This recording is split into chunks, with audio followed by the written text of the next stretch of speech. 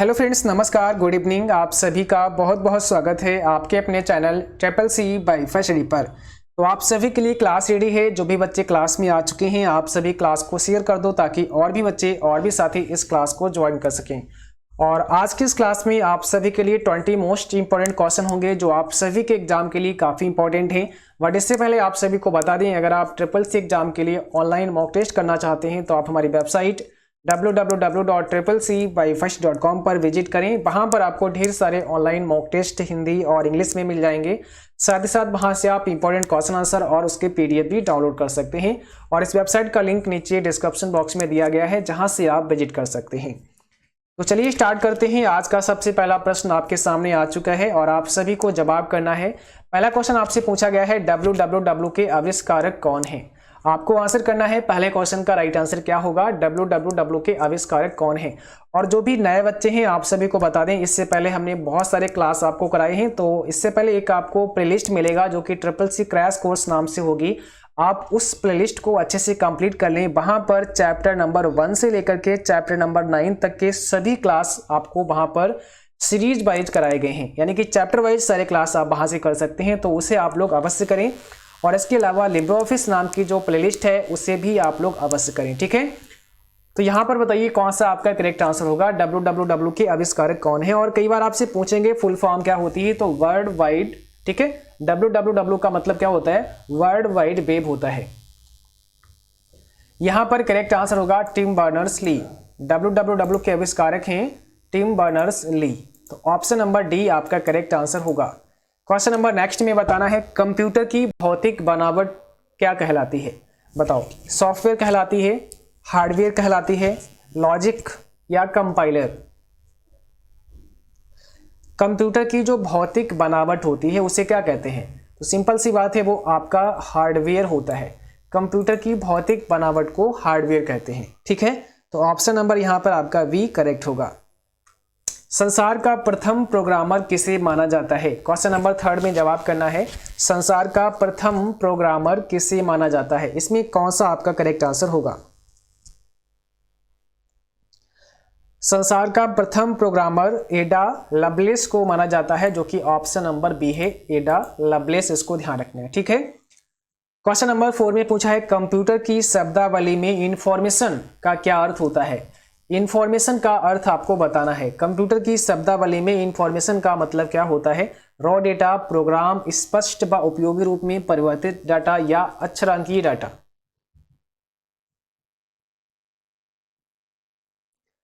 तो इंफॉर्मेशन का मतलब होता है स्पष्ट व उपयोगी रूप में परिवर्तित डाटा, ठीक है। ऑप्शन नंबर सी करेक्ट है। क्वेश्चन नंबर 5 में पूछा है, माइक्रो कंप्यूटर ऑफिस के साथ साथ घरों में भी इस्तेमाल हो सकता है। माइक्रो कंप्यूटर ऑफिस के साथ साथ घरों में भी इस्तेमाल हो सकता है।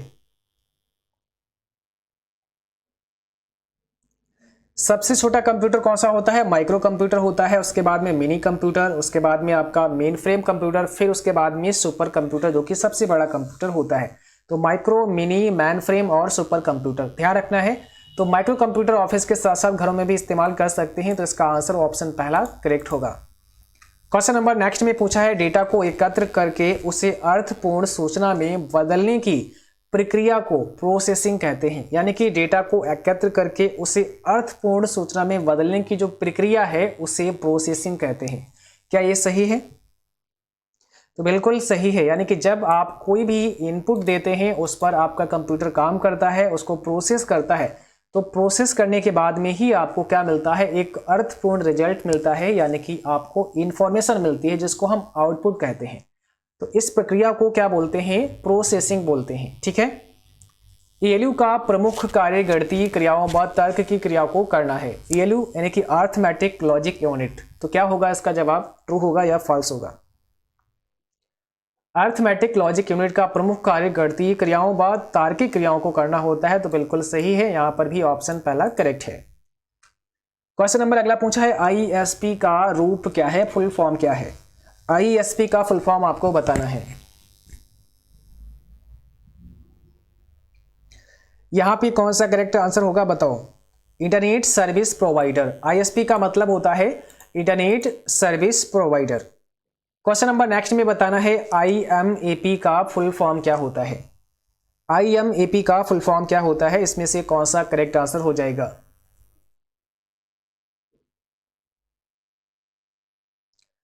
IMAP का मतलब होता है इंटरनेट मैसेज एक्सेस प्रोटोकॉल। तो यहां पर हो जाएगा ऑप्शन पहला, internet message access protocol. Question number next में पूछा है IRCTC ने किस कंपनी के साथ मिलकर इंटरनेट टिकट प्रणाली शुरू की है।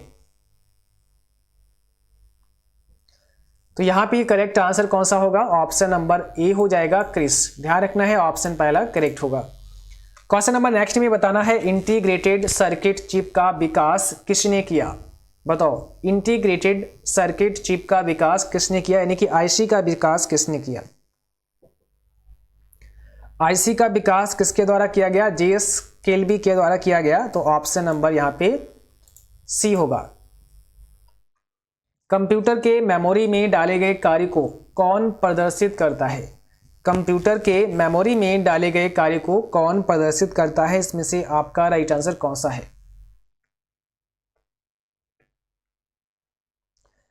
तो यहां पर सही जवाब होगा ऑप्शन सी, मॉनिटर डिस्प्ले करता है, यानी कि सी ऑप्शन फिर करेक्ट है आपका। क्वेश्चन नंबर नेक्स्ट में पूछा है NEFT से कम कितना पैसा ट्रांसफर कर सकते हैं।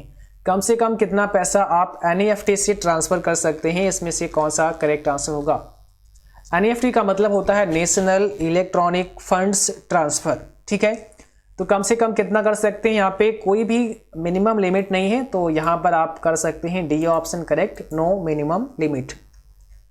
क्वेश्चन नंबर नेक्स्ट में पूछा है रिट्वीट क्या होता है। आपको जवाब करना है रिट्वीट का, रिट्वीट कैसे कहते हैं। और ये क्वेश्चन बहुत ही पॉपुलर है SSC एग्जाम के लिए, क्योंकि इस प्रकार से बहुत सारे क्वेश्चन आपके एग्जाम में पूछे जाते हैं, तो इनको ध्यान रखना है। रिट्वीट का मतलब होता है किसी का ट्वीट शेयर करना।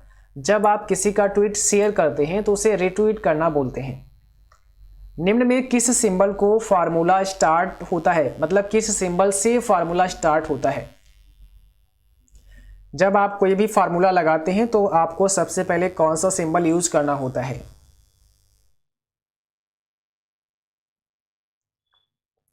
सही जवाब होगा ऑप्शन पहला, इक्वल। यहां पर यानी कि जब भी आप कोई भी फार्मूला लगाते हैं उसमें सबसे पहले आपको इक्वल का साइन लगाना होता है, उसके बाद में ही आप फार्मूला यूज कर पाते हैं। क्वेश्चन नंबर नेक्स्ट में पूछा है NIIT का पूरा नाम क्या होता है। NIIT का फुल फॉर्म आपको बताना है। तो यहां पे कौन सा राइट आंसर होगा, national institute of information technology, option number first correct होगा। यहां पे QR कोड किस कंपनी ने बनाया, आप सभी को बताना है QR कोड किस कंपनी ने बनाया। और जो भी बच्चे क्लास में आप लोग देख रहे हैं भाई, सभी साथी क्लास को लाइक कर दो। अगर अभी तक आपने लाइक नहीं किया है तो सभी बच्चे क्लास को लाइक कर दो। और जो भी बच्चे चैनल पर नए हैं आप लोग सब्सक्राइब कर लो, बेल आइकन भी ऑन कर लो, ताकि नोटिफिकेशन भी आप सभी को मिलता रहे, ठीक है। QR कोड किसने बनाया, डेंसो वेब के द्वारा बनाया गया, ऑप्शन नंबर ए यहाँ पे करेक्ट है। और QR का मतलब होता है क्विक रिस्पॉन्स कोड। फायरफॉक्स क्या है, search engine, web browser, instant messaging या नन ऑफ दीज। फायरफॉक्स आपको बताना है इसमें से क्या है। फायरफॉक्स एक वेब ब्राउजर प्रोग्राम है, ठीक है, वेब ब्राउजर प्रोग्राम है एक फायरफॉक्स। अगर आप किसी भी वेबसाइट को विजिट करना चाहते हैं, किसी वेबसाइट पर जाना चाहते हैं, तो आप वेब ब्राउजर की हेल्प से ही किसी वेबसाइट पर जा सकते हैं। तो फायरफॉक्स एक वेब ब्राउजर का प्रकार है। लिब्रे ऑफिस में फुटनोट कहाँ पर स्थित होता है, बताओ। लिब्रे ऑफिस में फुटनोट कहाँ पर स्थित होता है, इसमें से कौन सा करेक्ट आंसर होगा।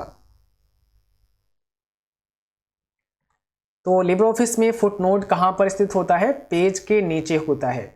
ऑप्शन नंबर हो जाएगा बी, पेज के नीचे होता है फुटनोट।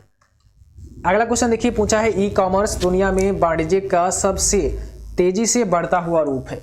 ई कॉमर्स दुनिया में वाणिज्य का सबसे तेजी से बढ़ता हुआ रूप है। तो बिल्कुल करेक्ट है, ई कॉमर्स दुनिया में वाणिज्य का सबसे तेजी से बढ़ता हुआ रूप है। आप इसको ट्रू करेंगे, यानी कि ऑप्शन नंबर ए यहाँ पे करेक्ट होगा। और ई कॉमर्स का मतलब होता है इलेक्ट्रॉनिक कॉमर्स, इसको भी आपको ध्यान रखना है, ठीक है। और आज की क्लास बस यहीं तक थी। उम्मीद है कि आप सभी बच्चों को क्लास पसंद आई होगी, क्लास अच्छी लगी हो, उसको लाइक शेयर करें। और जो भी साथी चैनल पर नए हैं आप लोग सब्सक्राइब करें। और बेल आइकन भी ऑन करें। और आप सभी को बता दें, इससे पहले बहुत सारे क्लास आपको करा चुके हैं, तो जो भी हमने आपको प्लेलिस्ट बताई है उन्हें आपको अवश्य करना है। CCC क्रैश कोर्स नाम से प्लेलिस्ट है, उसमें सभी क्लास आपको बारी बारी से करने हैं। लिब्रो ऑफिस नाम की प्लेलिस्ट है, उसमें सभी क्लास आपको बारी बारी से करने हैं। और इसके अलावा CCC प्रीवियस पेपर नाम से भी एक प्लेलिस्ट मिलेगा, जिसमें हमने वो सभी प्रश्नों को डिस्कस किया है जो कि प्रीवियस एग्जाम में पूछे गए प्रश्न हैं। तो वो प्लेलिस्ट भी आपके लिए बहुत इंपॉर्टेंट है, आप उसे भी अवश्य करें। और इसके साथ साथ में जो आपके लिए क्लास अभी चल रहे हैं इसको कंटिन्यू करें। आप निश्चित रूप से अपने CCC एग्जाम को बहुत ही अच्छी ग्रेड में पास कर सकते हैं।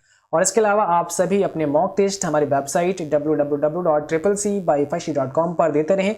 वहां पर आपको ढेर सारे मॉक टेस्ट मिल जाएंगे, जिन्हें आप करके अपनी अच्छी प्रैक्टिस कर सकते हैं, ताकि आप सभी एक बेहतर ग्रेड में पास हो सकें।